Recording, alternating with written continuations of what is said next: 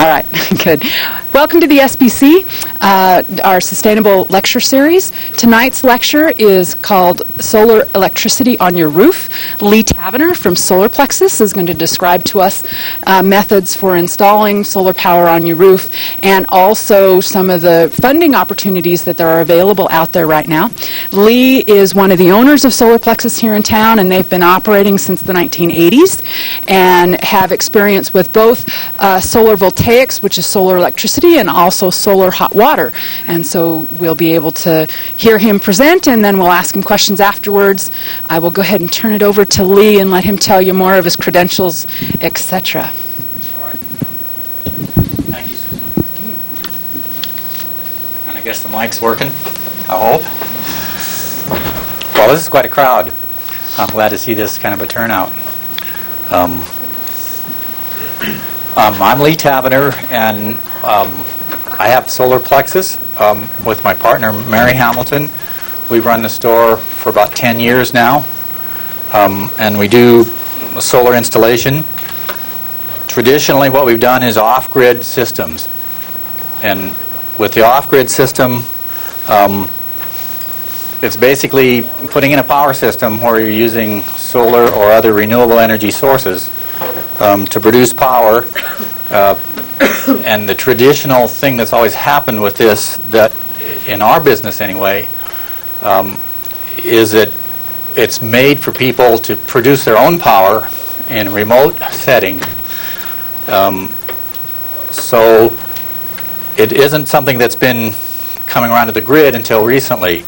And some of what's happened, the deregulation came in, and there was the subsidy before that was for the power lines. And what happened is that the power lines were subsidized because they were part of the payment that was made for the electricity. So the power company essentially, when they extended lines out to rural places, would subsidize that. When deregulation came around, they changed all that around. And it got so that people that were out in the country had to put up a lot of the money that was used for the power line. So when that changed, the price of electricity extensions got to be really expensive. And that was kind of an opening for solar power. And when solar power started to get a lot more action in here, and that's the kind of stuff that we've been doing traditionally. The line extension policy, because of that change, it got to the point where if you were a half a mile away from the power line or more, it was so expensive to put the power line in for the power company, because you had to pay them, that it was a lot better to go with your own independent energy. Another thing that happened that made our business work better was that a long time ago, the inverters started getting a lot better. Once the inverters were made a lot better, they had standard AC power was a possibility, and the inverters were a lot larger, and the charging capability was there, so you could have a backup. All of that made it possible for us to get into the solar business and to be producing systems that were for people that were off the grid, and that was what we've been done. We were at West Front Street for about 10 years, and this last summer we moved to 1605 Stevens, and we're real hopeful that that site is going to be a lot better for us. Things started to change, though, in 2000, in July of 2000, when the net metering law came in. Basically, the net metering law required that the utility accept solar power and other kinds of renewable energy so that you could actually run your meter backwards. And the other thing that happened with then going with the grid tie, because of the net metering, you can put in a system now that has no batteries in it. And it also makes the integration of the solar power or the renewable energy in with the grid all automatic. Before, or if you're not allowed to grid intertie, then the connection gets to be real tough. But now, because it's all integrated, you don't have to worry about whether you're turning on the solar energy or whether you're turning on the grid power. It all mixes in and it all does it automatically. During the day when the sun's shining, you're producing extra power. You're pushing that power out through the grid and running the meter backwards.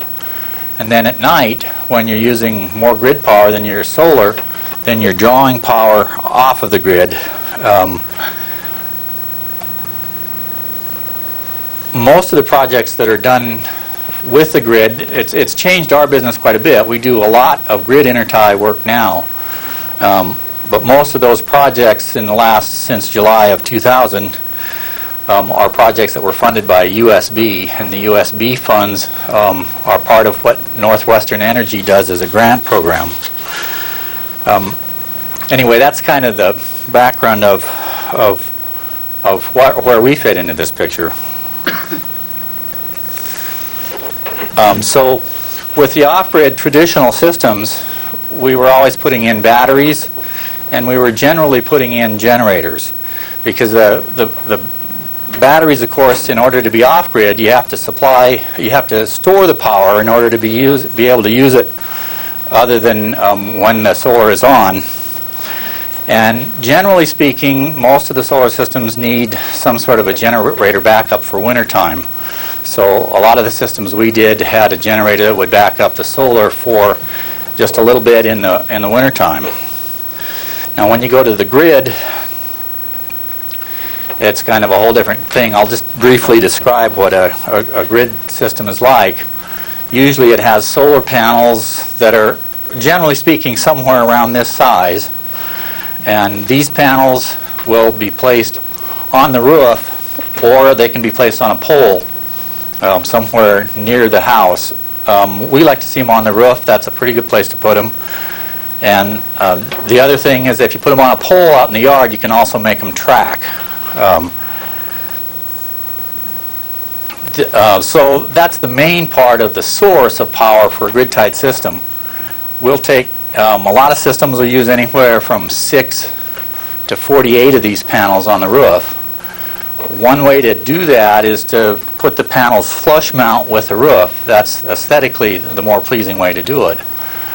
In some cases, you want to tilt the panels up. So there's a mounting structure that goes on the roof that lifts these panels up and makes it possible to get the right angle on them. But if the roof is a little bit steeper and you can do it flush, it looks a lot better. Then from an array of panels that would be on the roof, the wiring has to come down to the inverter. This is the inverter here, and this usually gets placed just on the side of the wall of the house. And one of the tricks is getting the wires to connect all the panels together and getting them down to the inverter. Traditionally on the retrofits, we run the conduit off of the roof, down the side of the house on the outside, and to the inverter, which is usually on the outside. Then the wiring can also go in the attic, but there's been a controversy about that. And the code just changed recently, so now we can put panels in that penetrate the roof and go through the attic and then go down to some location either inside or outside where the inverter is. In addition, one of the things that the utility requires is a disconnect. You've got to have both AC and DC disconnects. In this case, this one's wired up with a DC disconnect in it, and this could still be placed on the inside of the house. On the outside, then there's another set of wires that would go from the inverter to the meter or to the main panel of the house. And that would have another disconnect in it, and that disconnect has to be external to the house. It has to be somewhere where you can get a hold of it and disconnect it so that the utility, if they need to, they can come and shut your system down if there's any safety. And that's been a real concern of theirs. And one of the problems in getting these put together is to try to get that second disconnect out located where it's easy to get at. So basically, we're looking at the solar panels as a source of the power, wiring that comes in through the DC side goes into the inverter. The inverter then converts the DC electricity into AC, and then the wiring from here goes straight to the utility meter. It can go in through the main panel so that there's a switch on it, but the basic idea is that the AC is going in and feeding into your utility meter. So you have to have a different meter in order to do that. That meter has to be able to spin backwards, and that's one of the sources of some of the problems is that you have bidirectional power then. You have power coming from the utility that goes into the house, and then you have power coming from this inverter that's using the solar power, and that power can also come into the house. If you produce extra power, then the power will go back out through the line, and it'll actually physically make your meter go backwards.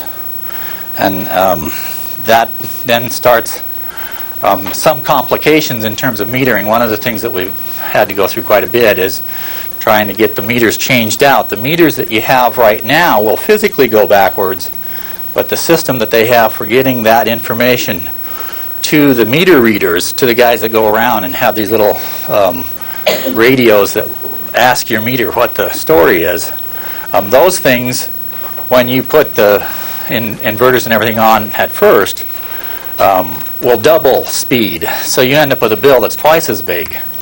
In order to get around that, you have to get the right meter. You have to get a net meter, and that has to be installed then in the place of your regular meter. Another one of the problems that we've had, inverters like this that are available do have meters in them, but it's still not a real mature industry yet. These meters are not real accurate. So they're about 4% accurate, and the utility requires 0.5% accuracy in their meters. And we've kind of had a runaround with this because we've installed separate meters in order to see what our systems are doing. But you kind of want to know what your solar is producing because of the green tag programs and the other kinds of things where you can get extra money for producing the renewable power. But in the long run, those programs that are paying extra for solar energy are going to require meters that are accurate as the other meters. And that's one of the things that's going to have to happen as this whole industry matures. I'm going to throw some numbers at you here. And, if you're not into numbers and this doesn't make sense, just bear with me. Some of it will kind of come together, I hope, as we go along. When we work with sunshine, let me just kind of start with the amount of sun that there is in Montana. When we work with sunshine, we talk about full equivalent sun hours. The sun, when it gets up in the morning, isn't very bright. It gets real bright at noon, and then it's not very bright later in the day. And to figure out what's going on and to try to use all of these numbers, we look at the sun when it's bright. We figure that on the average it's producing about 1,000 watts per square meter of surface area that it's hitting.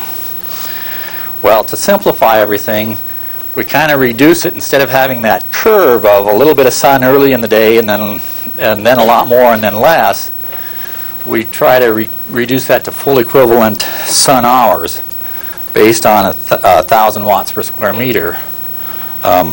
So the charts and everything that show how much sun you're producing reduces the way of analyzing the solar to the number of hours of full equivalent sun. That would be the number of hours in a day that the sun would be putting out 1,000 watts per square meter.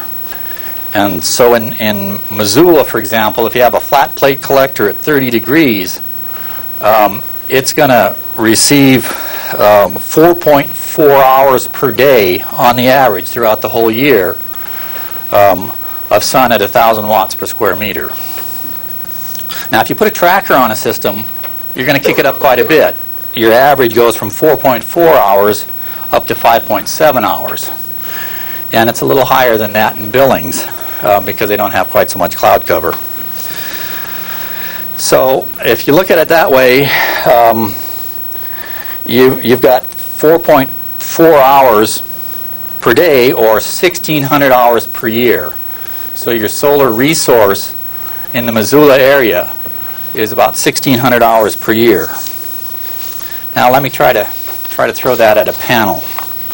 We'll talk about the panel first and then about loads. And maybe some of this will kind of slowly come together.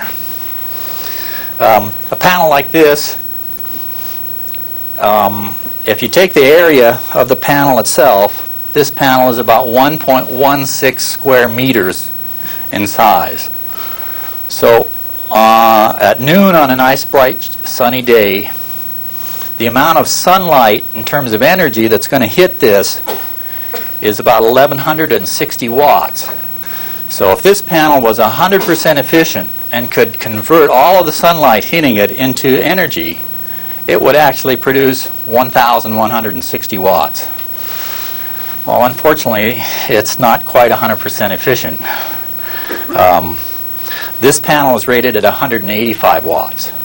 That's what the factory rating is on it. So imagine you had a 185 watt light bulb. You should be able to light it up in full bright sun with the output, the electrical output of this panel.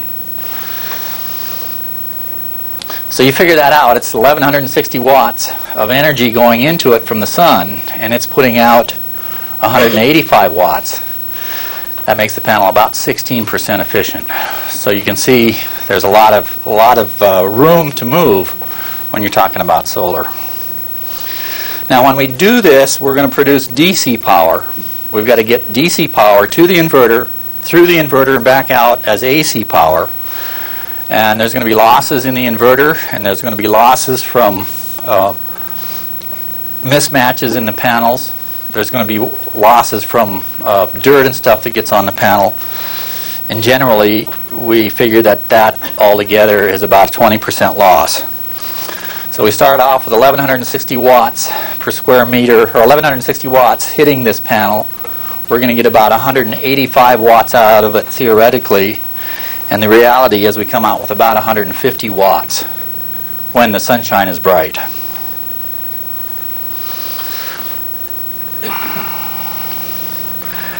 So if we look at that, one panel like this producing 150 watts, and in a year it's going to do that 150 watts 1,600 hours in Missoula.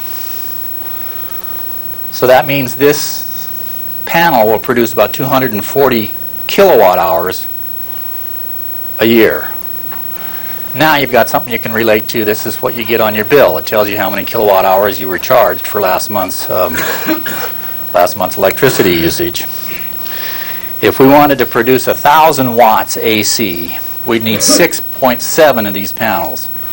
So for those of you who are thinking of a modest system, that would be 1,000 watts AC in full bright sun, 6.7 of these panels would do the job. Now, we've got to look at another way to try to get an understanding of what these panels do. We're going to look at the loads.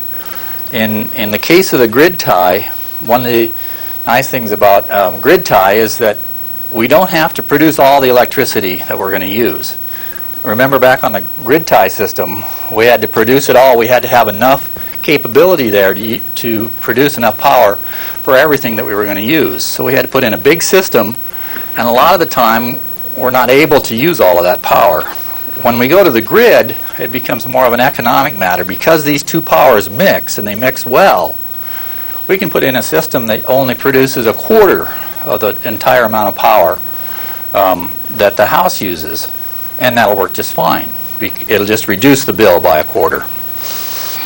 Well, with net metering also, there's a limit. You can produce up to the amount of power that you use on the grid. But if you produce more power than that, they're not going to pay you for it. So you just get credited for however much you use. It kind of cuts down on the incentive to produce more than you use. And that's a whole other political issue that we might get into a little later.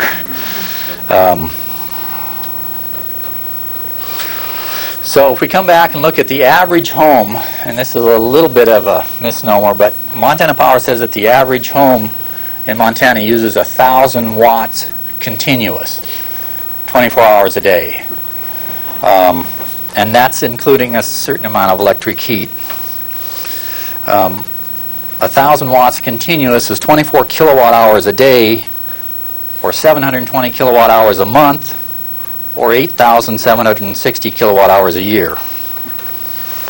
So if our average house is using 8,760 kilowatt hours a year, and this panel is producing 240 kilowatt hours a year, then to power that average house and produce as much electricity as it uses, we're going to need to put 36 of these panels in. That ends up being a pretty big system, although we've done a number of systems that are that size or close to that size. And in some cases, it's homes that use more electricity, and they come close pretty much to not having a bill other than the basic metering bill, which is like $5 a month. So you can see if you're looking at wanting to do this and it's going to look like 36 panels, the first thing that we recommend, and I think is a good idea with all of this, is some conservation. The 1,000 watt continuous home in Montana is not a very energy efficient home. There's things like compact fluorescent light bulbs and efficient appliances and so forth. So if you were able to do those energy conservation things in your house, we would hope that you would be able to cut your electricity usage about in half. So now we're down to using half as much electricity, which would be a smart thing to do whether you do solar or not. And it's pretty doable because of the kinds of energy conservation things that are there, like these compact fluorescent light bulbs. But now we're talking about being able to take a home that has a reasonable amount of energy conservation in it, putting up 18 of these panels and being able to essentially meet the electricity needs in a grid-tied environment. Now, part of that means that we're going to be producing more electricity in the summertime and less in the wintertime. But the way that it's set up, at least with Northwestern Energy, is that the power that you produce is credited over the period of a year. So you essentially look at the amount of power you produce in a year as offsetting the amount that you use in a year, and if there's variations in that, then they all net out. That's kind of a general idea of how the numbers of it work, and hopefully that'll be a basis for some of the analysis that I want to do a little later. One of the things that we get asked probably more than anything else is how much does it cost to do solar, and even more often than that is why isn't solar more cost effective? And I want to kind of go through what I see as the advantages of solar power and talk about those things in a way that may suggest some ideas, and in fact I'll spell them out, about how the different ways that we evaluate power and some of the ways that we can look at solar differently that I think will show that it's got some real advantages. One of the things about solar that's kind of interesting that goes unnoticed a lot is that solar is pretty good for load matching. Most of the businesses and most of the usage of power on the Montana system is during the day, largely because businesses operate during the day and a lot of power is used during the day. Another thing that happens, even heating and especially air conditioning, are things that happen mostly during the day. You don't have a whole bunch of air conditioning going on at night. You have it going on mostly during the day. Your heating loads and your business stuff is all during the day. In California, they do a thing with time of day metering where they actually value power that's produced and used in the middle of the day when there's a peak load on at a different rate than they value power at night. So in some of those cases, the difference is as great as 8 to 32 cents. So if you put in time of day metering and you're using power at the peak hours, you're paying 32 cents. If you're using it at night, you're paying 8 cents. Well, If you look at that in terms of solar, solar energy comes along and it's there during the day. It's there absolutely in sync with the air conditioning loads. It's there when people are going to work and using more power. So if you think of it in terms of actually valuing the power, it's reasonable to say that solar power is a lot more valuable because it's available at peak load time, which is when it costs more to produce electricity, when the demands are higher. Another part of that is time of year. Right now, air conditioning is coming on as a very big load in the United States, and it's making some real changes in Montana. We used to be a winter peaking place here because all of the loads were in the winter. That's starting to change now. We're half winter, half summer peaking. And again, solar does its best in the summer. It's producing the most amount of power when now we're starting to go to bigger loads. And it's also producing the power almost in sync with air conditioning, which is part of the new load that's making the growth. So those higher summer rates will again increase the value of solar.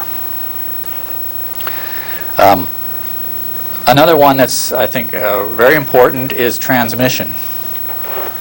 When you get your Montana power bill and you take a look at it, you see that it's about 4 cents for the energy that you buy. And it's about 4 cents to get that energy to you. If you put in solar, solar is almost always at the site of the load.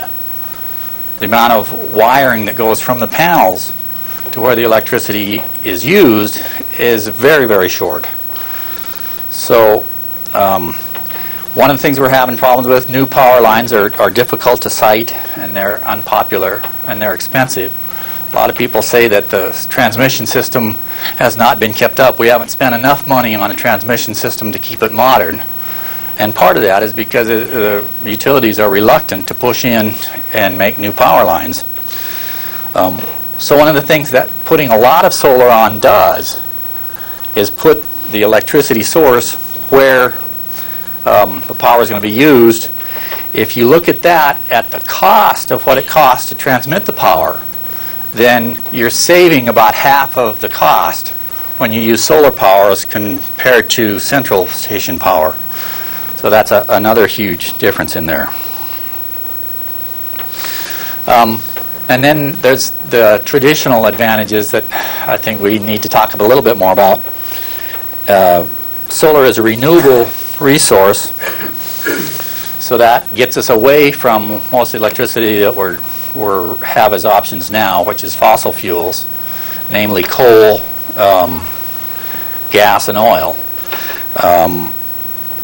There's the fossil fuels, all three of these produce carbon dioxide. Carbon dioxide is the number one culprit in global warming. If you look at some of the coal magazines and some of the new literature that's coming out from coal, one of the things they're always talking about is either carbon tax or sequestration of carbon. And they're talking about technological methods of removing CO2 from the burning of coal. And they're also talking about big numbers to do it. If you look at the global warming and you see some sort of a connection between CO2, like most global warming experts do, and you think that the global warming might be real, which it seems to be, more and more people are convinced of, then it's very likely to see either carbon tax or huge expenditures to sequester the carbon to get it out of the air when you're burning coal. Both of those things are going to drive up the price of coal-fired power a lot. We see oil and gas is going to be peaking in the next 20 years or so, and there's all likelihood that both gas and oil are going to go way up. If you think of it right now, the electricity that we use now that's based on gas is still priced at about where gas was 2 or 3 years ago. And gas has increased dramatically since then, but the price of electricity hasn't kept up. It will, because that's what electricity is made out of primarily now, is gas. So we're going to see a lot of increases in the alternatives, and that means that when we use solar to offset these, we're going to be offsetting increasingly more and more expensive resources. And things like oil and gas, and to a certain extent coal, they're used for a lot of other things besides just producing electricity. So if we can go to solar, or we can use a lot more solar and use less of the oil, then there'll be more oil for all of the other things that we do with it besides electricity. Another issue that's come up big is security. We talk about nuclear plants as being vulnerable to terrorism. We talk about central station plants like Colstrip with 2,000 megawatts of power that serves a huge area. If one of those goes out, you've got real problems. The blackout showed that. If you have solar panels everywhere in tiny little bundles on everybody's roof, that's a real different kind of a security situation. Trying to wipe out, 2,000 megawatts of solar power that's on everybody's roof is a real chore. And it's more reliable because it's dispersed like that. You're less likely to have a big storm come in and wipe out all the power lines if you're not dependent on the power lines. One of the things that keeps coming back to my mind is that all the dams got sold to out-of-state interests. And that's one of the things that can happen when you have central-fired power. If we turn around and do solar and dispersed resources, then we can be the ones that are producing the power. We can do it in our own backyard, and it'll help our own economy. Another one that utilities are talking more about is risk. If you look at gas prices and you think of what it's going to be like for the next 40 years, risk is a big factor in there. And by risk, I mean, what's the chances that electricity prices are going to increase in the next 40 years? And that's also tied to another one of the advantages of solar, is that solar is a long-lasting resource. This solar panel is warranted for 25 years. It'll probably be working just fine for 40 years. If you go out and buy a generator, you'll be lucky to get a 2-year warranty on it. If you look at a coal plant, their life takes a lot of maintenance to keep those things going for that long. So the normal economics doesn't usually recognize that. Anything that's getting beyond 10 years of age is almost worthless. So the solar panel in normal economic analysis, it's a hard time to make to distinguish between something that lasts 10 years and something that lasts 40 years. Along with that, and tied with that, is the fuel aspect of it. Fuel in any of the fossil fuel plants is something that it's really hard to predict what the future price is. And if you're only thinking about it in a 3 or 4 year term, say your generator, you want to know how risky it is that the price of fuel may go up for your generator, but you know your generator is going to die in 2 or 3 years, not a big problem. You've got a 40-year life on your solar panel, and you're trying to compare that to the price of gas. That means that you've got to, in order to do the economic analysis, sit down and reach out somehow and figure out what the price of electricity is going to be in 40 years, because that's what this panel is providing you with, is power for the next 40 years. So if you try to figure out what that value is, one of the ways to kind of gauge that would be go to the power company. Just sit down and say, well, I want to buy 40 years worth of power. I want to use 1,000 watts continuous from now until 40 years from now. Would you just please write me up a bill, and I'll just pay you in advance. Of course, that was a ludicrous idea because the power company has no idea what electricity is going to cost. The chances are that it could be outrageously high. If that is the case, then you've already invested in something that in 40 years is going to look like real cheap power.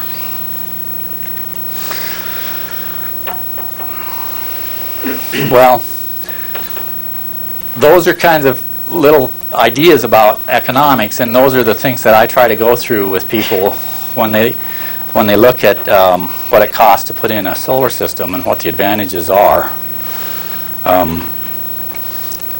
And one of the ways to do that is to go through an analysis. And maybe we'll kind of put that off till later. I'll just go through it real briefly here. In the projects that we've done, we're looking at most of the systems costing in the range of $7 a watt. So if you want to put in a system that is going to produce 1,000 watts AC when the sun's shining, you're looking at an investment of about $7,000. Once you do that with a tracker, you've got a system that'll make about 2,000 kilowatt hours a year. So if you look at 2,000 kilowatt hours a year for your $7,000 investment at 8 cents per kilowatt hour, you come up with about $160 a year. Now, if you say that to some people right off, they say, "Oh, well, that's not even worth thinking about." Well, it is in itself. $160 a year per year is 2.3%, which, if you got that in your checking account, would be pretty good. But if you go and do some of the things that we're talking about, now remember, we've got to predict out what the future value of electricity is going to be for the next 40 years in order to make the analysis. And the chances that time of day metering are coming are pretty good. I've heard that it's moving into Spokane. Well, let me just go into that a little bit more. Time of day metering is a way of actually figuring out how much it costs for every day to produce electricity. So you would end up under time of day metering paying a varying rate that would vary with how much it costs to produce power at whatever time it was. This is what I was saying earlier, where the daytime costs more than the nighttime.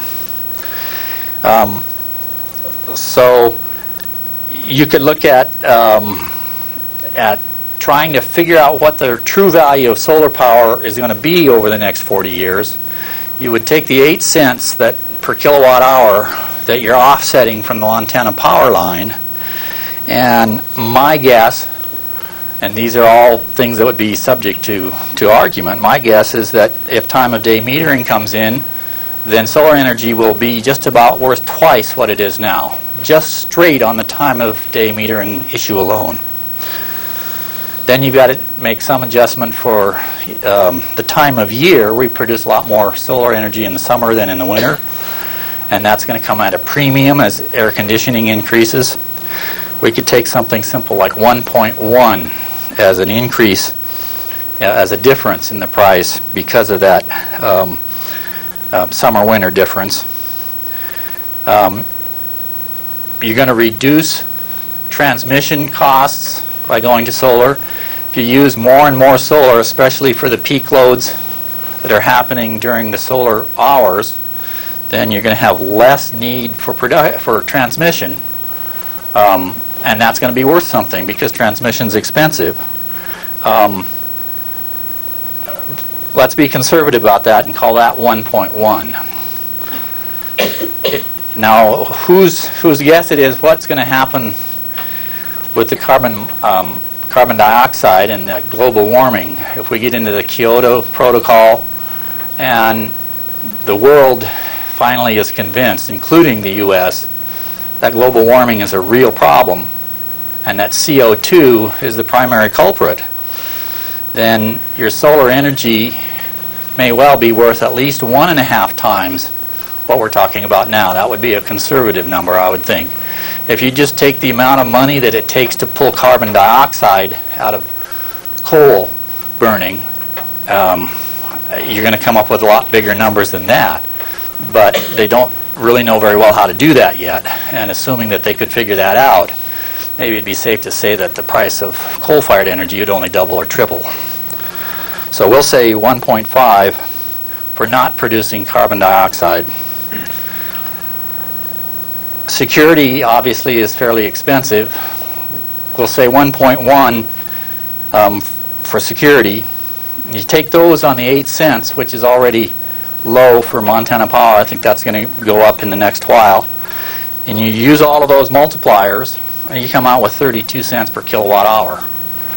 And I don't think that's all that unreasonable an analysis of what solar energy is worth. So if you come in and say, let's put on a solar panel, let's put on a system on my house for 40 years, then I would start by saying, yeah, I think that's about what electricity over that next 40 years, solar electricity, is going to be worth. Now that's only part of the picture. If you assume that we're still spending $7,000, but the value of that electricity goes up to 32 cents, then now you're getting a $640 return on a $7,000 investment. That's about 9%. Now we're starting to get somewhere. If we go back and look at some of the programs that are available, like the USB funds. The USB funds are paying for about half of these systems. There's tax credits that are available. There's wind production tax credits, and I think those are going to eventually go over to solar production. And a guess at that would be somewhere around 15%. So we take that $7,000, we divide it in half because USB funds are paying for half of it. We subtract 15% because of the tax credits. Now we're getting a $640 return for a $2,975 investment. We're looking at a 21% rate of return. Now it's starting to get real interesting. And I don't think these are, I think these are numbers that, if we can look at it from a long-term point of view, are very real numbers.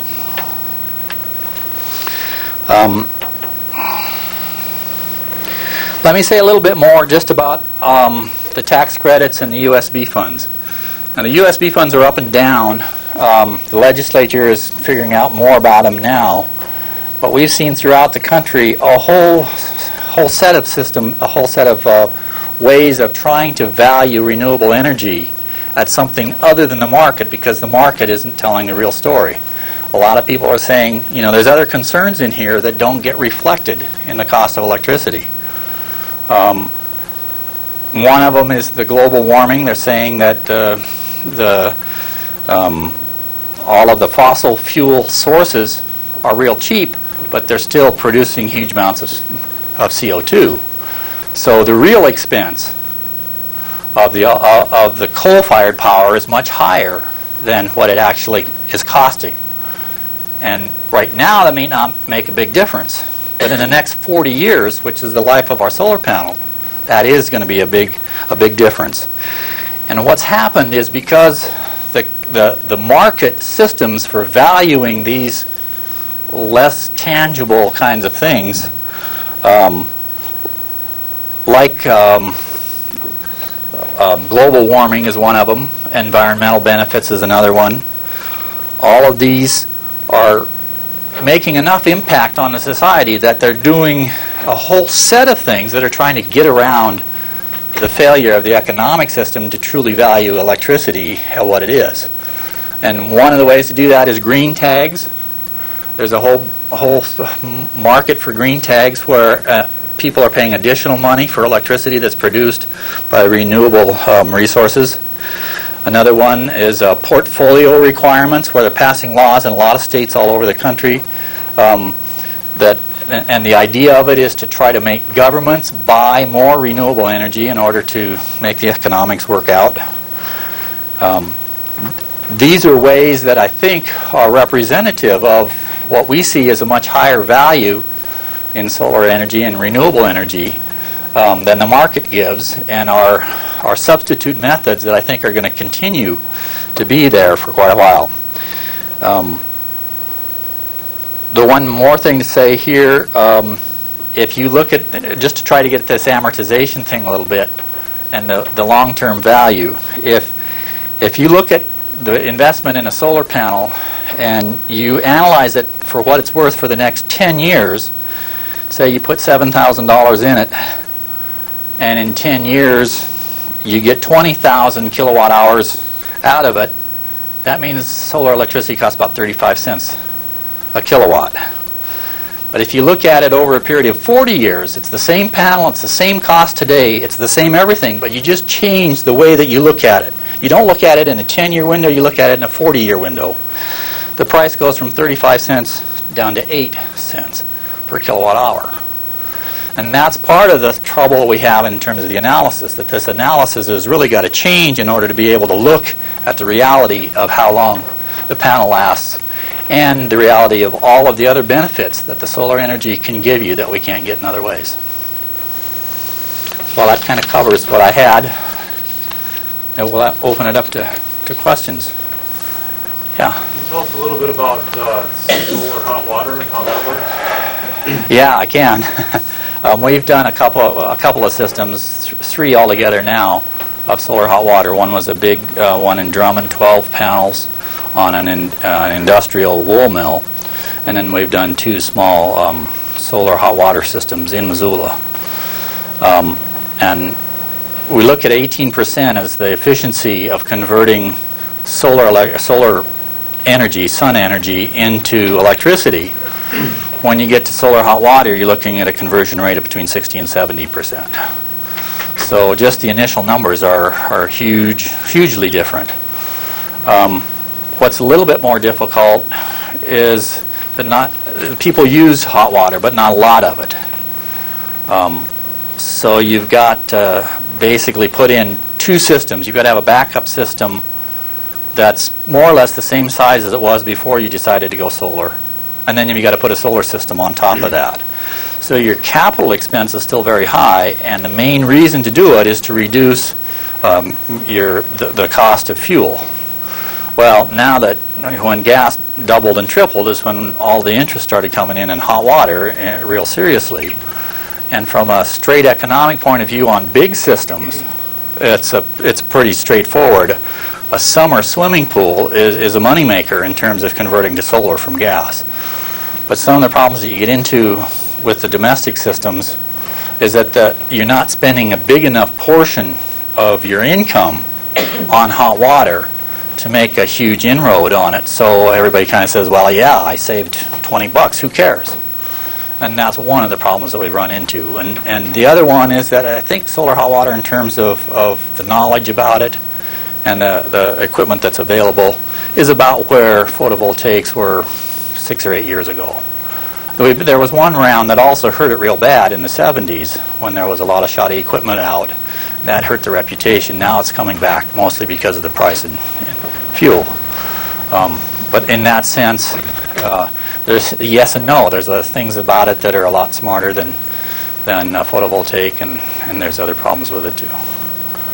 Yeah?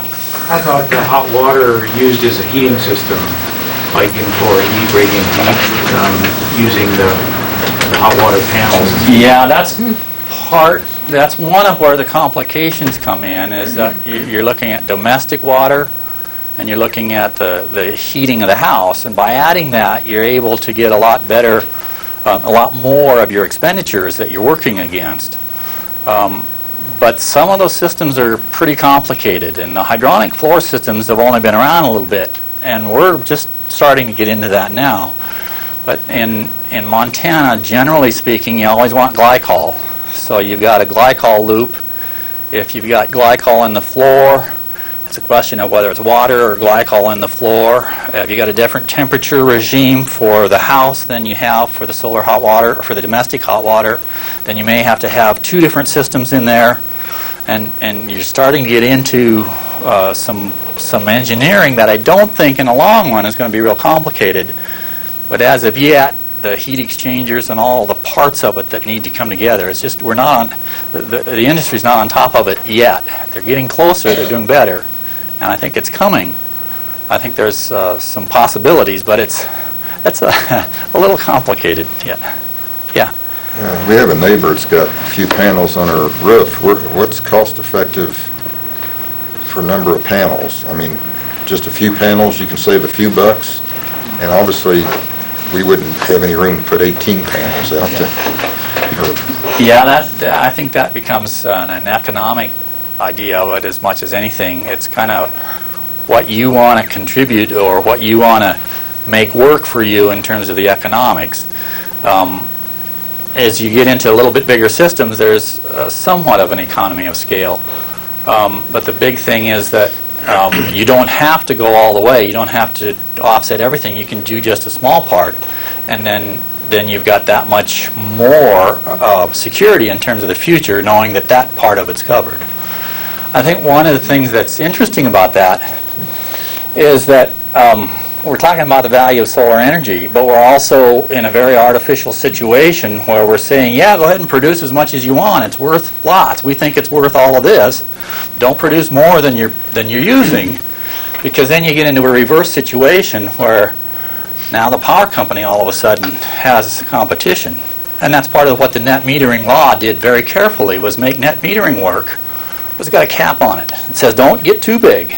It may be worthwhile, but don't go more than whatever it is that you're using.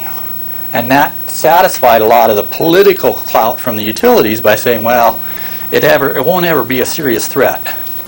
And I think there's a certain amount of that is there. But that's one of the advantages that you have with a grid-tied system compared to a standalone system too, is that you can put a little bit into it or a lot. About the smallest systems we've seen are I think there's an inverter that works at about 700 watts. Yeah. I'm just curious, when you were figuring your costs, what are the panels made of? And the materials that go into the panels, and where are they produced? So if you figured that into your costs as well, because I don't live in Montana, I live in Mexico, and so my conditions are quite different. And so we have panels go under 10 years. They don't last that long. So I'm curious what they're made of and the costs that are figured into that, because I would have to replace them more frequently. Silicon is the big one. There's bohrium and another pretty kind of rare trace element. I can't remember what it is, but it's another one. And some of the manufacturing processes are a little complicated. Are they primarily U.S. produced? No, these are made in the U.S. now, but they're Sharp panels, and Sharp's biggest production is out of Japan. About 40 megawatts? Or was it 400 megawatts this year. 80 megawatts come out of Memphis. Oh, okay. I'm a little surprised, though, that Mexico would be... There's 360 days of sunshine a year, and we're all off grid, and the power, for some reason, they don't stand up as long. That's unusual. Hurricanes also hit us. Well, Are they thin film? Are they crystalline? No, they're crystalline. They're crystalline panels. And I haven't heard that before. Sand, sea, air. Oh, just the erosion, basically. Yeah, a whole bunch of things. So they don't. Yeah. So I'm excited to hear that in this country they could last as long as 40 years, because they don't. Yeah. So I was curious what. Some of the original cells that Bell Labs did were down 6% from what they were when they first made them in 1958 or 54, somewhere in there. So those have held up real well. That's true. And the warranties are part of the key there. I mean, I know there's a certain amount of play in warranties, but they've got to be fairly confident that they're going to last in order to warranty them for 25 years. Well, and as we all decide to go to solar, they'll invest more money in R&D and become better anyway. Right. Yeah. Just a quick question. For those of us who are considering panels, is Northwest Energy going to offer a grant program this year? The USB funds, it sounds like, are going to continue, but we haven't heard a final word on exactly how those expenditures are going to be handled and how they're going to be channeled. We have applications in for more house systems and other projects as well, and we don't know yet how that's going to turn out. We hope that it keeps coming, but don't know. What does USB stand for?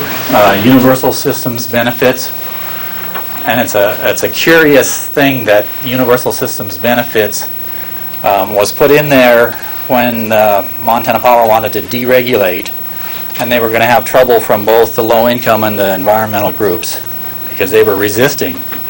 So they came up with this idea of Universal Systems Benefits, which is basically a 2.4% collection from all of the ratepayers to go into this fund for the benefit of renewable energy and low income.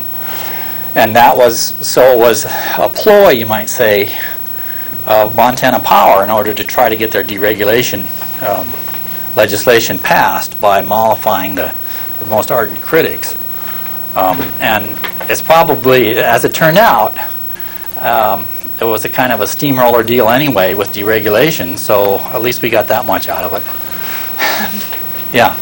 I have a few questions. Is that $7,000 excuse me, include your inverter and battery, or you wouldn't need a battery system because you'd be net metering? You're just talking in panels for 18 panels? No, I'm talking installed cost on a system.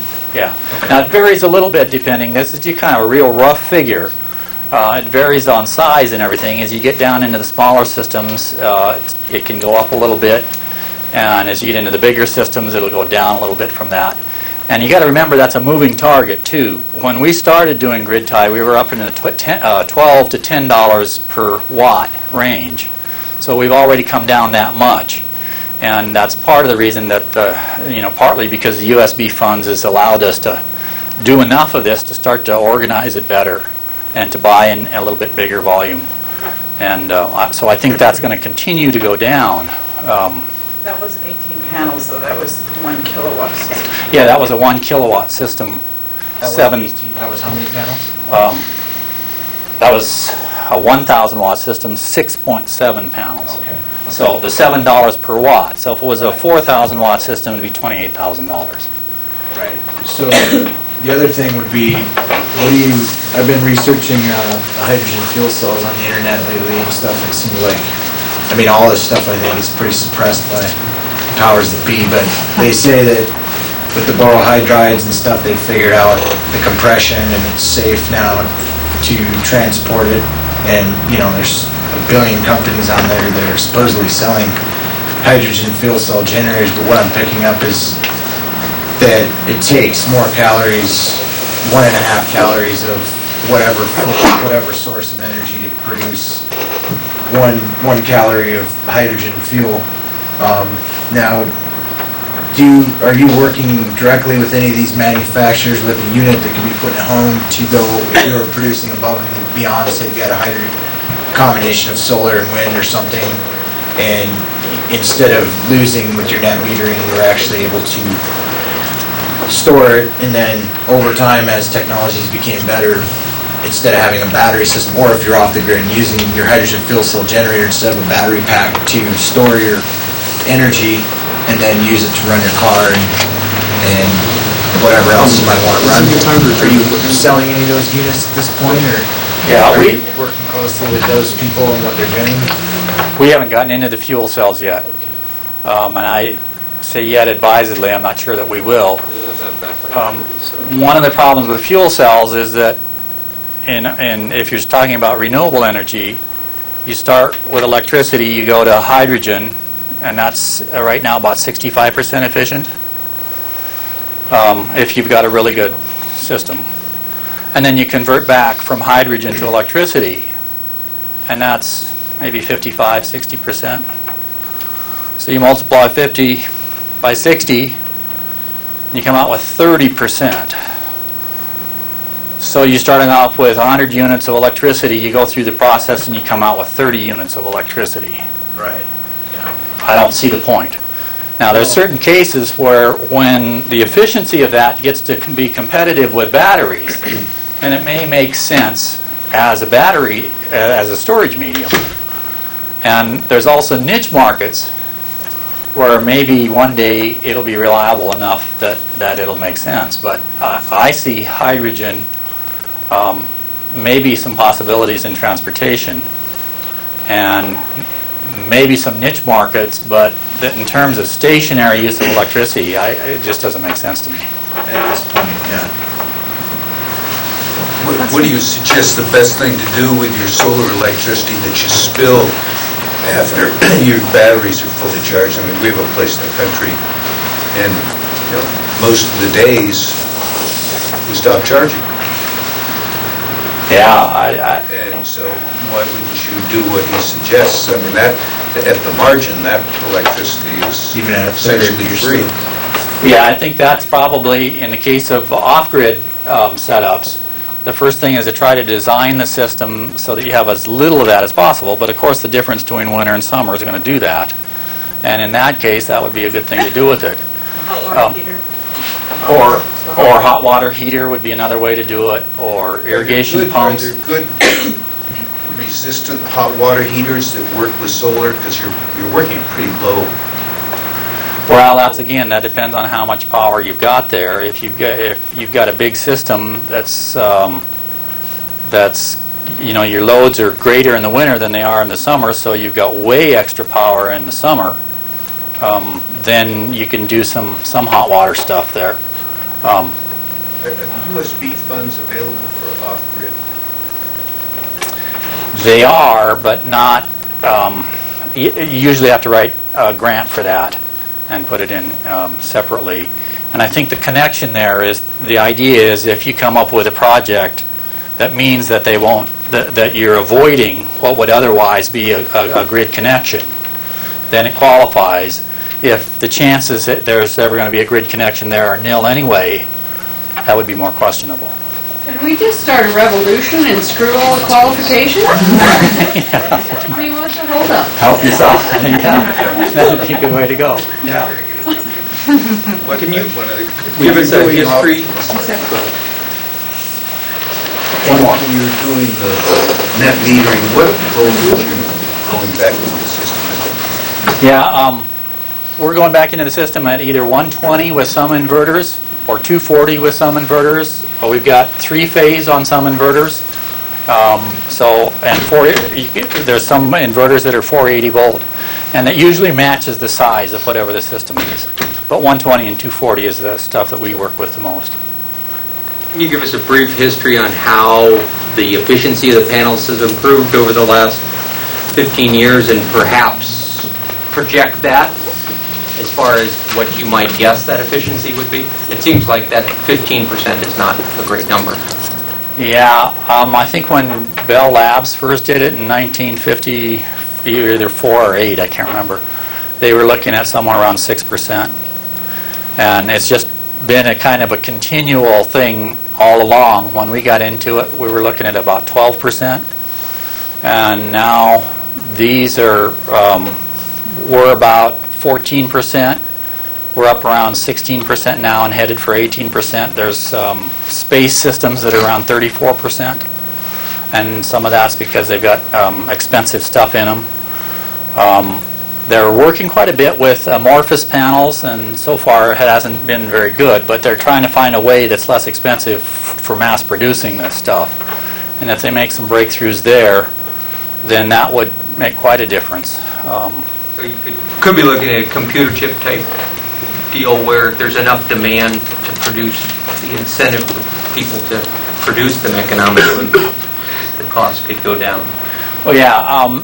Most of the theories right now are that it would take a technological change to make a huge difference, but that otherwise will simply be increasing as we have, and it'll continue to just go up, 1 or 2% every couple of years, which is about what we've seen.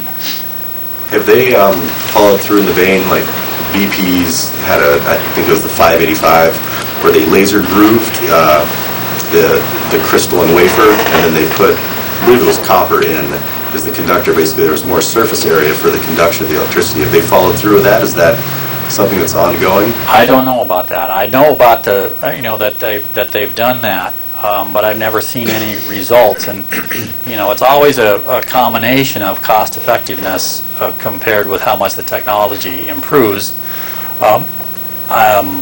That technology hasn't spread, from what I know, beyond BP, and whether that's because they have proprietary rights to it, or whether it's just that others haven't found that to be cost effective, I don't know. I'm not sure. Does Sharp, I know that they had, once again, it's a couple years back, but they had talked about a new silicon bonding process so that they wouldn't have to get the 1,500 degree temperatures or whatever to grow the silicon ingots. Yeah, I'm not sure of that. I know there's a coating process that they went through that made the surface less reflective and absorbed more, and that was just in terms of the coating that was put on it.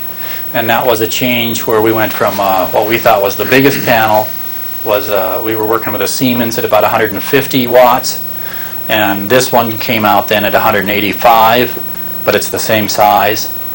And we've heard rumors about 210 coming that'll be the same size. But all of those things are, every manufacturer has some little thing that they say, this is what makes all the difference in the world, and it goes on and on and on, and it's just a matter of time, I think, to run through those and see which of them are real and which of them aren't. What would you say that, say if you were, as an alternative builder or something, you were going to say, maybe 4 alternative builders get together and build 4 houses, and you wanted to do maybe a minimal power system that was shared collectively, but it was just so that if the grid went down, say you have a hydronic system in each house, you got to pump water. You just don't want the houses to shut down. So what you're selling with the house is the security that at least if the grid goes down, there's brownouts, blackouts, all the stuff that they're threatening are going to occur. What kind of money would you share between 4 homes, say, on 5 acres or something, you were going to do this with 4 people, and what kind of money would you be looking at? Would you think it would be like a third of that power would be, just shooting from the cuff, it really depends on, obviously, what people are using in their home, but say you're going to keep your heat going, you're going to keep your plumbing running, you're going to be able to pump out of your well, and, maybe some minimal lighting, fluorescent lighting, so that, people buy that, you offer that as a value-added thing with a small complex of homes or something like that. Yeah, the backup is a kind of a big issue. Outback has come out with an inverter that's grid tieable that'll also work on batteries, but they don't have an option that won't work on batteries. So it's 2 different inverters, and what you're looking at there is basically what's the storage cost, and that's where the solar helps. But if you're looking at a backup system and you're not designing it for making it all work with solar, then you've got to have enough backup for whatever loads you want to run. And if what you've got is a lot of loads, then that's what's going to drive the price. Because then you have to have more storage, more battery. And one of the reasons that grid tie is so popular is that people are so relieved to be done with trying to figure out how the system works. They're done with batteries, and they're done with trying to figure out whether they've got enough power or not. All of that's gotten rid of with grid tie. And the fact that there's no batteries in there, I think, helps and makes the marketers, anyway, more excited about being able to sell to the mainstream. So when you come back with what you're talking about, and there is some logic to that, and part of it would be a lot of new homes now will put in a generator. The generator will be a 10,000 kilowatt generator or 10,000 watt generator made just for backup. It just sits there and waits. So if you replace that with a solar system and have that as your backup, where because you're replacing an expensive generator, your costs are the same, but then you can grid tie and have that same solar working for you all of the time, then that's a real advantage and is maybe a better way to go. But you've got to remember that to do that, you've got to have a fairly big battery bank in there, because the first outage is going to happen at night in the middle of the winter. And you're going to be at your worst possible time for trying to have the solar carry the load. And that's one of the hardest times for a standalone system, is in the winter at night, when the sun hasn't shone for a while. And that's the determining factor in terms of how much it's going to cost. What about the cost of the fuel cell? Say you offset the cost of that generator, okay, given right now, I'm sure the technologies are suppressed heavily, and there's probably way more there than we think, but let's say, for what's available, what kind of money would you say, as opposed to, just say you're grid tied, you don't have any battery bank, and you have a hydrogen fuel cell generator, and so that's what you're using as your bank. So you're producing hydrogen, and you've got a hydrogen fuel cell generator that kicks in, because this is mainly, you're selling this security option, so it's a totally self-contained thing, you don't have to replace your batteries ever. Do you know, just ballpark what kind of money you're looking at, as opposed to buying what, kind of quantity of batteries you'd have to have, which would be useless anytime the grid was up, because you could be rolling it back? Yeah, everything I've seen is putting fuel cells out at 10 times what battery storage is in terms of cost. and a much lower reliability. I haven't kept up on it that much, but I know nobody that I know of is talking about selling fuel cells into the private market.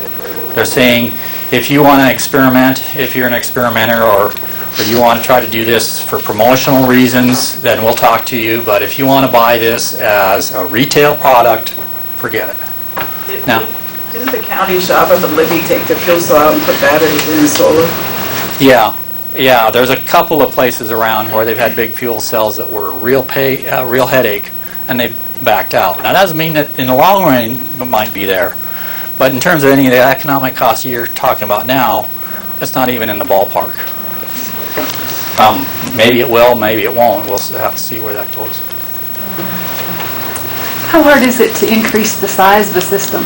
So we get one now that's a quarter of our load, and we want to look at 10 years from now, and we know the power's going to be a lot more expensive. Can we go up to half our load or all of our load later, or do we need to start over again? Yeah, that's a good question, and it's fairly easy to do if you plan ahead and get an inverter that's big enough for the final load. Otherwise, you're basically repeating everything. But if you buy the inverter, then you can just add the panels, and it's technically simple. And that's probably a good idea.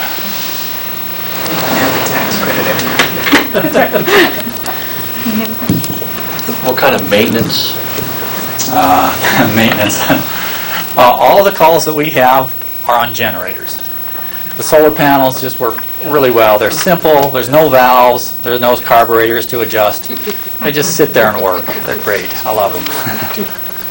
Yeah. Does the snow cover them up, or do they freeze up? Snow can be a problem on standalone systems. Like there's solar in a lot of the transmitter stations for television and radio, and they do them because they're dependable, and they do them through the winter. They have huge battery banks in there to go through the dark times in the middle of the winter. They put them almost vertical, so the snow doesn't collect on them. Once in a while they have trouble with a storm, or a storm will blow stuff in and it'll freeze on there. But usually once the sun comes out and sun shines bright on the glass, if you're not sitting where it's completely covered, it'll melt that off, and at the vertical. So we recommend for that kind of a situation to do them real steep. Now for grid tie, where they're a lot shallower sometimes, then there is a little bit of a sacrifice there, because there will be times when they tend to be covered, but not usually when the sun's been bright for a while. So it's a relatively short period of They time. have to face a certain direction. Yeah, perpendicular to the sun is the best. But, it doesn't have north, south, east, or west. South. They have to face south. They have to face more or less south or generally south. Yeah. How do they hold up to hailstorms, the kind that would damage your roof? And does homeowners insurance cover damage? Yeah, homeowners insurance generally does, although it depends on the specifics. You usually need to check with your insurance company to make sure. This is plated with tempered glass, so it's about like your pickup. You don't generally have trouble with hail on your pickup window, and this would be about the same because it is tempered glass. Any other questions? All right. Thank you very much. All right. That was great. I'd like to thank Lee. Mary, also at Solar Plexus, who helped us pick out the door prize, which I'll get to in just a few minutes. I'd also like to thank the folks who provided refreshments tonight, which is Big Sky Brewing, and also Pizza on the Fly. I'd like to remind you again that we have a meeting in March, and the date for the March meeting is Tuesday, March 15th. It will be here at MCAT, 500 North Higgins, and we will be having Matt Heisel from Home Resource speak about recycling and building with used materials. So please join us for that meeting. And